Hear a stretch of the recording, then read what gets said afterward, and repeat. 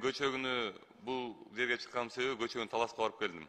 Таласта бир маараке өтүп, таласка бардым. Андан кийин Кочкордогу мааракеге барып келдим. Билбейм, силер көргөн жоксуңарбы, бирок ар бир бала колуна энергетик кармап жүрөт.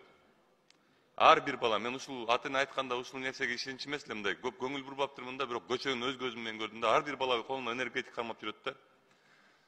Анан таласта маараке болуп атса, бурчка барып, балдар бир нерсе кылып эле, жанына барып карасам, эмне болуп экен десем, электрондук тамек тартып атыптыр. Жаңырээк айтып кеткен $40 миллион жөнүндө айтып кетейин эми. 2018-жылы 23-июнда Таиландда 12-15 жашар балдар үңкүргө камалып калышкан, суу каптапчы. Дүйнө жүзүнөн спасательдер келип, ошол балдарды куткарышкан. Дүйнө жүзүнөн.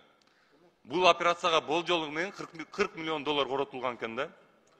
Ошол жердеги 12 өспүрүмдү сактап калууга 13 күн сакташкан буларчы. Бул жөнүндө кинолордо тартылган, документальный кинолордо тартылган, дүйнө жүзүнөн аябай Таиланд мындай катуу дүрүңгүрөгөндө ушул балдарды сактап калды депчи.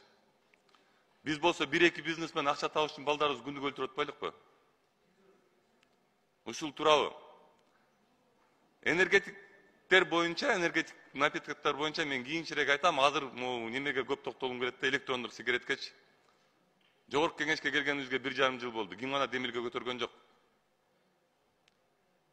Запрет дейбиз, запрещать этебиз, электрондук сигаретти эле көтөрөбүз. Биз негизи мындай балдарды ойлойбузбу? Биз жана өкмөт ойлойбуз. Чындап эле ушул электрондук тамекилерди жабып коюш үчүн эмне бизге анчалык тоскоолдук болуп атат? Бүгүнкү күндө мен оюм менен ошо 1-2 бизнесмен эле тоскоолдук болуп атат да. Акча каражаты дагы роль ойноп атат го деп ойлойм да. Лоббирование болуп атат. Жабып койсо болот экен го. Мына өлкөлөр бар экен, жабылган электрондук сигарет. Аргентина бар экен, Австралия бар экен, Бельгия бар экен, Канада бар экен, Колумбия бар экен, Израиль бар экен, Япония бар экен. Ушул өлкөлөрдүн кээ бирлеринде эгер сен аэропорттон электрондук сигаретти ошол өлкөгө алып кирсең, $400-500 штрафы бар экен. Өзүң колдонуу үчүн алып келсең дагы $400-500 штраф төлөйт экенсиң ошол жергечи, ошол өлкөнүн немесине, казынасына. Демек, бул эмнени түшүндүрөт? Демек, бул электрондук сигареттер мынчалык деле проблема эмес экен го. Демек, эгер каалообуз болсо, биз электрондук сигареттерди токтотуп койсок болот экен го. Кыргызстанга киргизбей койсок болот экен го. Эмне себептен биз бүгүнкүгө чейин ушуга чейин кайдыгербиз? Бишкекте эле мисалы алып келгенде 153 расмий картада көрсөтүлгөн электрондук сигареттерди саткан магазиндер бар экен. Бишкекте эле. Мына бизден чыкканда эле мына Исанова чүйдө электрондук сигарет саткан магазин турат. Көрсөңөр, тойканаларыбыздан жакшы салынган.